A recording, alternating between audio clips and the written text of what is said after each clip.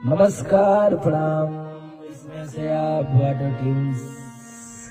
Hello guys. और देखिए कवि जी बगल में बैठे हुए हैं, आदरणीय परम सम्मानित गौतम राय उर्फ कालानाथ जी। उनके बगल में आदरणीय कवि जी बल्लम भाला बरछा वाले,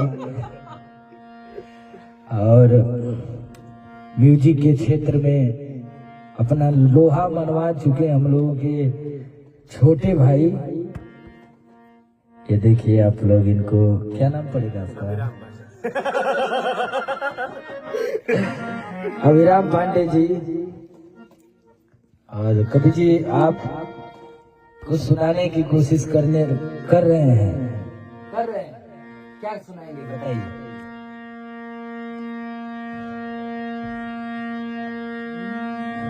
बताए रहुआ।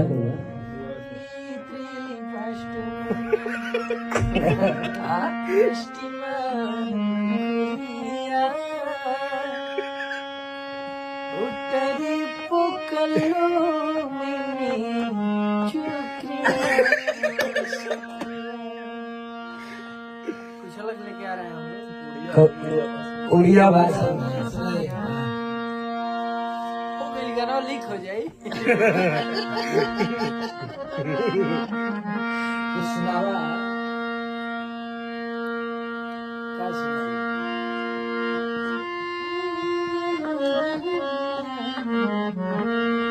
बागल जी बा ना हमरा नहीं है गावा कुछ गावा। इतना टाइम लगेगा तो पब्लिक जान फगा करी, तुरंत सम्मानित करेगा। तो समय कि ना दहेज में सामान चाहिए, ओहो ना ही पक के मकान चाहिए। सुने हुआ महल बाटे के अरमान सब दुनिया जान चाहिए। ना चाहिए हमारा फ्रिज कूलर टीवी, पंखा चाहिए हमारा बबुआ के बीबी।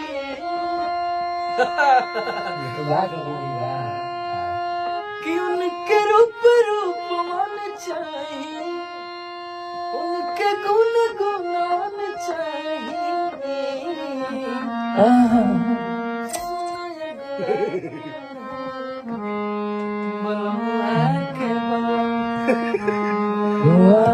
के बलम अधा से जैसे नरगद के कलम, बलमुआ के बलम, बलमुआ के बलम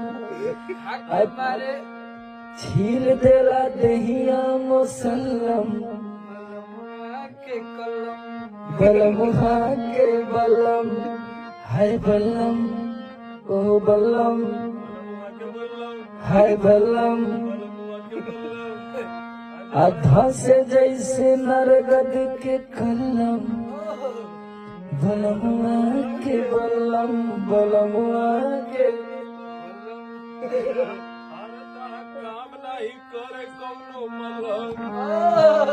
कि काम नहीं करे कौनो मलहम, बलमुआ के बलम, बलमुआ के बलम घूंघटा उठवते से जिया पे गाड़ी लड़ल, हो गई हम पानी पानी ऐसन रफ्तार भर। चौ में पले दमदार बड़ू मरदा, नीचवा से ऊपर ले उड़ा दिले बगरदा। का कोई कितना सैया कैले बा मोर सजैया, धून दल देह रात जैसे रजैया। काम नहीं करे कोनो मलहम, बलमुआ के बलमुआ के बलमुआ के हाय बलम, हाय बलम, हाय बलम। बल्लम बल्लम बल्लम बल्लम बल्लम बल्लम बल्लम बल्लम धस जैसे नरगद के कलम बल्लम बल्लम वाह कवि जी वाह। आज बहुत अच्छे अच्छे गाने हम लोग करने जा रहे हैं और हमारे प्यारे भाई गौतम राय कालानाग जी के कलम से और आदरणीय बड़े भैया लोग यादव जी की कलम से। तो आप सबका प्यार ऐसे ही बना रहे। हम लोग बहुत अच्छे अच्छे गाने आज आप लोगों के लिए बनाने जा रहे हैं और सभी गानों को आप सबका प्यार भी मिल रहा है, चाहे बल्लम हो चाहे पियवा सिवान से।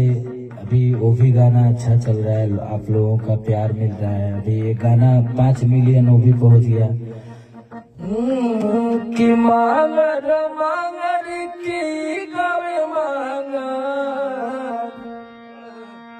कि मांगर मांगर अके गावे मांगर, अके कर हर दी लगे मट मांगर, के कर हर दी लगे मट मांगर। मांगर मांगर कि मांगर मांगर, अरे भाभी गावे मांगर, देवरू के हरदी लागे मट मांगर, देवरू के हरदी लागे मट। तो बहुत सारे गाने आ भी रहे हैं, आप लोगों का प्यार भी मिल रहा है और ऐसे दुआ आशीर्वाद देते रहिए, प्यार देते रहिए। हम लोग नए नए गाने आप लोगों के बीच लेके आते रहेंगे। Thank you so much, love you, take care.